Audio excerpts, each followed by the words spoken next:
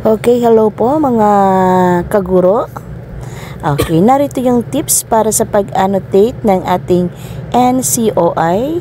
Ang gagamitin natin ay itong STAR approach: situation, task, action, at result. Para sa mga PPST indicators natin, so bibigyan tayo dito ng at least 2 hours o 2 hours para mag-annotate ng ating PPST indicators, 5 PPST indicators. At ang tip na ating pwedeng ibahagi ay ang paggamit natin ng STAR approach sa pag-annotate nito.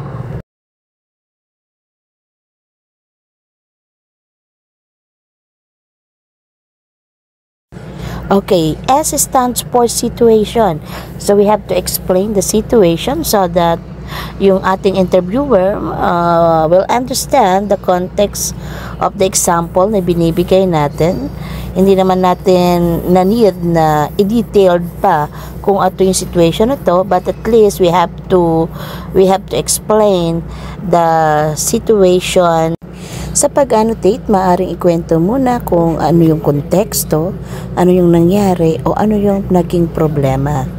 Halimbawa, nung nagtuturo ako ng senior high school, napansin ko na mayroon pa ring mga mag-aaral na hirap bumuo ng pangungusap. Okay, next, T stands for task. Okay, so we have to talk about the task, the problem or challenge that you took, or yung ginawa natin, yung responsibility for completing or the goal of your efforts. So, ano yung task mo bilang guro? Bilang guro, task natin o gampanin, responsibilidad natin na magbigay ng mga panlunas na gawain para sa problemang nakita natin. Okay, A stands for action.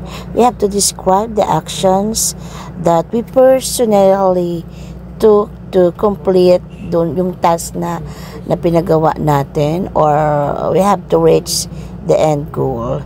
The highlight skills, of course, is the character traits that addressed in the question. So, ano yung action na ginawa mo doon sa problema na-identify?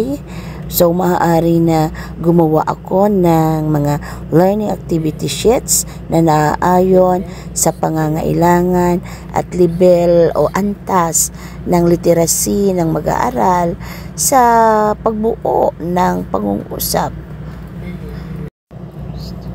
Okay, the last is the letter R, which explains the result.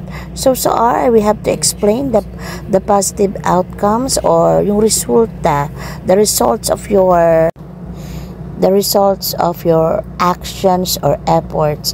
Here, it is important to, of course, highlight the quantifiable results. So, kailangan maipakita natin ano yung naging impact, ano yung naging resulta. Mas maganda nga daw kung quantifiable. Halimbawa, tumaas at ng 15% ang literacy o antas ng literacy ng mga mag-aaral na sumailalim sa mga panlunas na gawain.